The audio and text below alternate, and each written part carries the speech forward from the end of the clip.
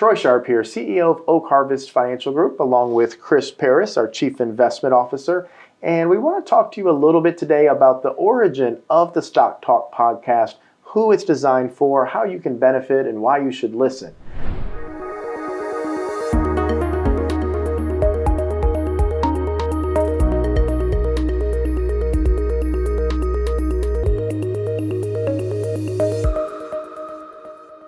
So Chris, you've been doing the podcast now, first in audio format for going on 4 years, about 3.5 years now. And we recently switched it over to YouTube. Who is the podcast meant for, and has the audience at all changed over the years? Yeah, thanks, Troy. The podcast was originally in audio form only, and it was meant to go out to our clients only. And our thoughts were trying to cover material that we thought our clients might be concerned about in the markets, what they were seeing on TV, what they were hearing in the news, and thinking forward about events and times that they might be concerned going forward. So it was meant for clients only. It was distributed to clients only, but it's morphed over the last 3.5, 4 years. Because our job, first and foremost, is to protect people's money. But obviously, when you invest in the stock market, there's some volatility, and that's where the financial planning comes in, the income planning, the tax planning, all those aspects. And from a firm standpoint, one of the complaints we hear consistently from new clients that come aboard is, my other advisor never reached out to me, my other advisor never talked to me. And our goal with the podcast originally was to stay in contact with our clients, to help people understand, because it's not realistic to pick up the phone and call 1,000 people every single week. Obviously, we make those calls and we talk to clients, but we felt it was a really, really good idea to communicate to people on a weekly basis about what was going on in the market, why we felt things were happening. And it's really turned into a tremendous tool for us to stay into communication. So has it changed at all as far as now? Obviously, it's a wider audience, and it's not just clients receiving the podcast. Is your preparation or the message, has that changed at all? Yeah, so upwards of a year ago, we started doing YouTube videos, and that's been very successful as far as our YouTube channel and subscribers. We've been trying to target not only our current clients, but future clients, prospects, anyone who has an interest in the financial markets and might want our opinion and our expertise on what we're seeing or thinking.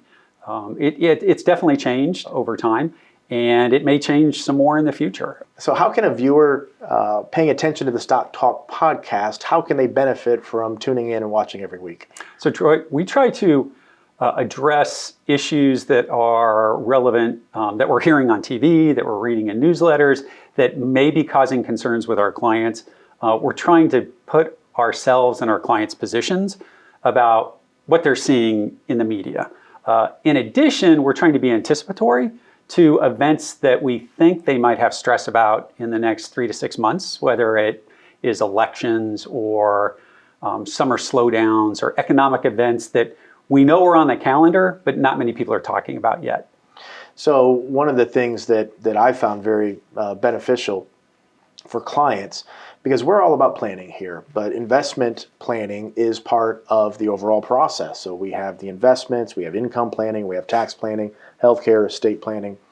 But people tend to get more riled up when volatility rears its ugly head, like we're going through currently in the markets.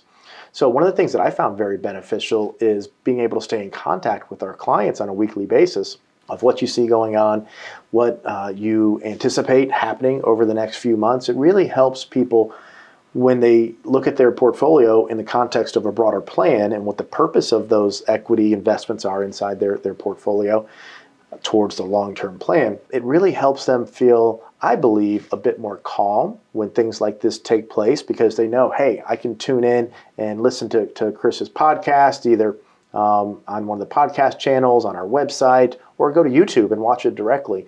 What type of feedback have you received from clients, and specifically with regard to your podcast? Yeah, most everyone has been positive with regards to their comments. We've gotten some constructive criticism that we've tried to take into consideration from other people. You know, it's internet media, so you get some extreme views both ways, but we're trying to disregard the extremes and trying to go really towards content that the vast majority of our clients and prospects would be interested in. So if you do have any topics, any questions, now of course we can't create a video about all of them, but if you do have something specific that you feel would benefit many people from hearing Chris discuss, you're comfortable having those comments come in and then making a video and topic about it, right? Yeah, for sure. We have actually 3 touch points on a weekly basis with our clients between the YouTube video, we do News or Noise, we do the weekly Stock Talk podcast, and then we do a weekend update on a Monday. So we have 3 touch points, and that's about as many as we can have, but any topic, we might be able to squeeze into any of those 3 formats. How do you come up with content?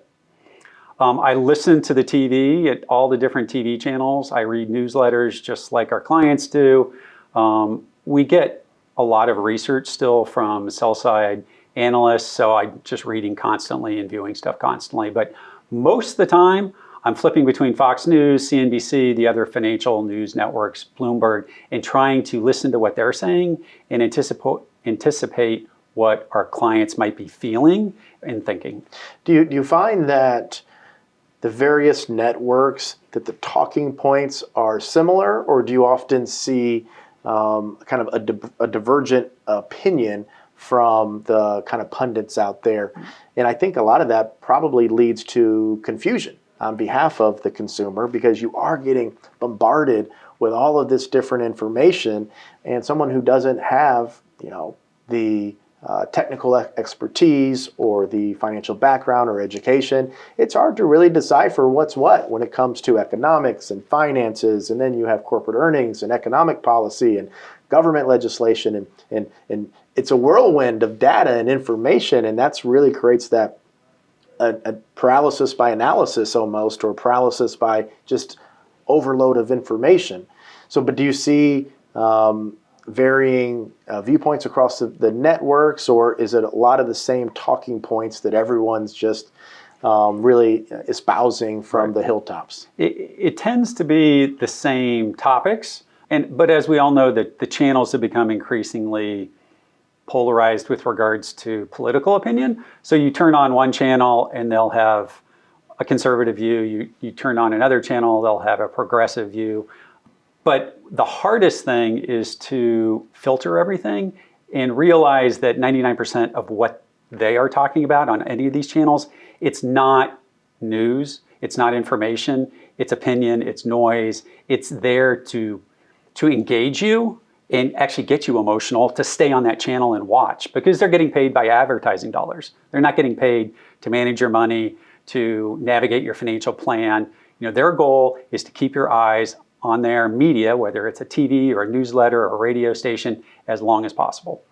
And how I really view how the Stock Talk podcast, and obviously it's in YouTube form, so not just a podcast, the News or Noise segments, everything that you do, what I believe it's evolved into is really helping consumers, our clients, prospective clients, and those we'll never ever talk to, understand an objective analysis of what is going on out there, so they can hopefully kind of put that noise to the side and really identify, in layman's terms, you do try to do a good job with layman's terms, what does it mean for you? What does it mean for your portfolio, for your retirement? Is this important? Is this not important?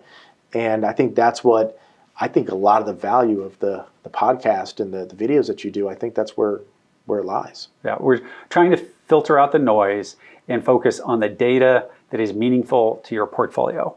And that doesn't mean we don't care about the emotional side of your life, but the investment team cares about the financial side of your life and cares about the portfolio, and that doesn't have a political view. It's about data, and it's about where the economy is going, and are companies doing better or worse than expected, and can they compound your money at a good rate of return. And you look at these networks, and all of them, obviously, they have that political bent to them.